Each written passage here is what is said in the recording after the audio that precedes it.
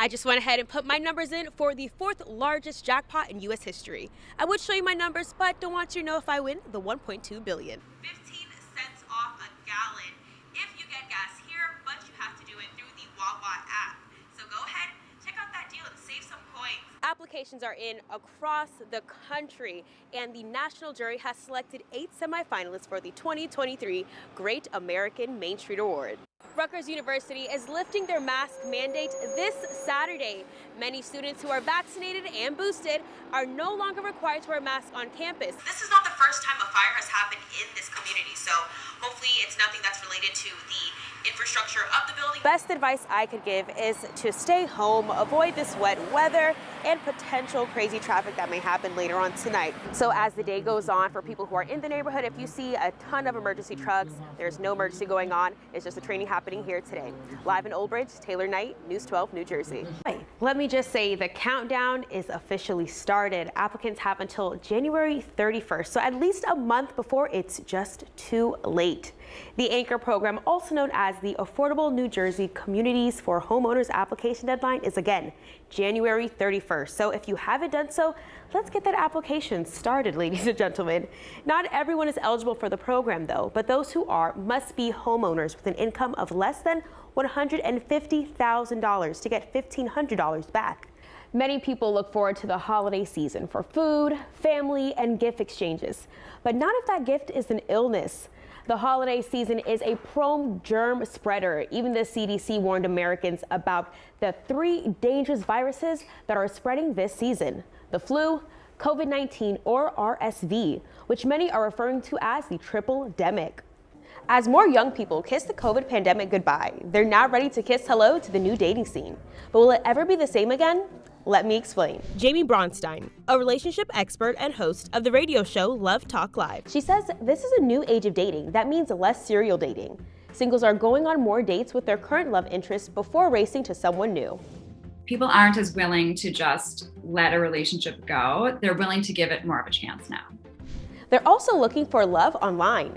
Dating apps were the safest way to scout out singles during COVID, but now some people are sharing their vaccination status on their dating profiles to find a match faster. I don't know if you've heard this, but there's like a hashtag going around and it's waxed and vaxxed. Oh no. So people are doing that also, where they're letting people know, like, I'm ready to start dating again. Open for business. COVID also meant less one-night stands. Our love expert doesn't expect that to change even post-pandemic.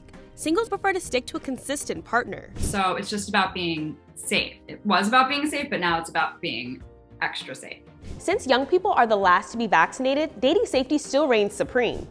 Discuss boundaries, do virtual dates, use sanitizer, or choose an outside venue. You never want to feel uncomfortable, so ask these questions before you meet in person.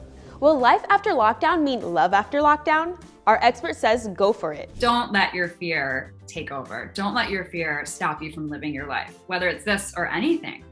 So just be safe, get out there. Now it's warm everywhere around the country. Do outside dates, at least for the first few, maybe, until you can trust this person.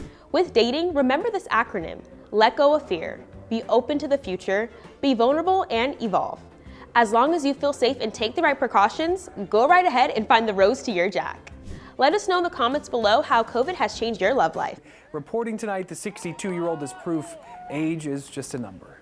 Margaret Miller and her sister Rose Houseman come from a large family of 11 siblings who all have a deep love for softball. So having their support out in the field meant everything to Margaret. To have all of this is just totally overwhelming to me. And I'm just so glad I did it. It's another step forward for me. The U.S. Army veteran made a trip back home to honor her sister Rose, who died of colorectal cancer in 2016. Rose and her husband Eric began hosting the annual event in 2009 called Friends of Rose Co-ed Softball Tournament that raises money towards colorectal cancer research. After Rose's passing, the family continued the event, but this year they decided to bring another element to the game by breaking a Guinness World Record for the most softball pitches in under an hour. When you're an old lady, you can still do it and you can still hang in there and just never give up. 302 pitches! Rose's sister Margaret fearlessly pitched over 200 softballs in 30 minutes and finishing the hour with 352. 3, 2, 1. Miller will be honored with their proclamation in the city of Sayreville for her achievement on the diamond, mental health awareness, and service to our country. What I would like to do is I would like to honor you with a proclamation at our next Borough Council meeting. We would love for you to come down because I want as many young people and as many seasoned people out there that love softball and other things to know that it is never too late to try for your dreams. The family plans on continuing hosting the annual tournament for the love of the sport and their sister Rose. In Sayreville, Taylor Knight, News 12, New Jersey. Latrell, I know you up there getting ready to play ball. I'll be up there to join you. Have a blessed day. It's definitely an emotional day here for the family members of Latrell Duncan. A lot of people have come out to show support and their love for the family, just knowing the tragedy that they are facing right now. Unfortunately, right now, no arrests have been made in relating to the shooting of the young 16-year-old. We spoke to one of Latrell's former basketball coaches who wants justice for the young man he considers family. You guys got to give yourselves up, man. You guys got to give yourself up. One community activist believes gun violence needs to end. We also need the guns to stop coming into our communities. There are no gun manufacturers here. So all the interstate gun underworld trade that goes on, we need to stop it. An East Orange council rep wants the community to unite so tragedies like this don't happen.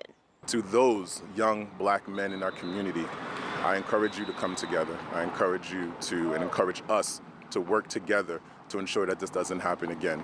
If you have any information of the fatal shooting, please contact the local authorities. In East Orange, Taylor Knight, News 12, New Jersey. You play Ellie in Tyler Perry's Medea Homecoming. What was your reaction when you found out you booked the role? Oh, my jaw was on the floor. I was in shock because it didn't feel real because it was a direct offer from the studio. There's always been speculation that the Proud family was coming back. But when you got the call that it was time to get louder and prouder, how did you feel? Excited, like finally it's really happening. I mean, fans have been asking for it for many years. As an advocate for acceptance of the LGBTQ community and for children or people with disabilities, how do you encourage awareness? We do that. I try to do that in as natural and organic a way as possible, just essentially sharing our lives. A lot of it is just sharing our everyday lives. This is what it looks like for us to go to a birthday party. This is what it looks like for us to go to a theme park. This is what it looks like for us to hang out at the house all day. And people can see, hey, wow, you know, there are maybe extra challenges, or hey, I thought this would be so much more difficult, but wow, it seems like the way any other family would do it. Snowfall was one of the legendary John Singleton's last projects before passing away. What was it like working with him? It was amazing working with John. He was always super cool and down to earth, but such an amazing cheerleader. Like he really, rooted for you and cheers you on to do your best and, come with your A game. And for me in particular to, be more Detroit, which I, translated to mean stand in your power,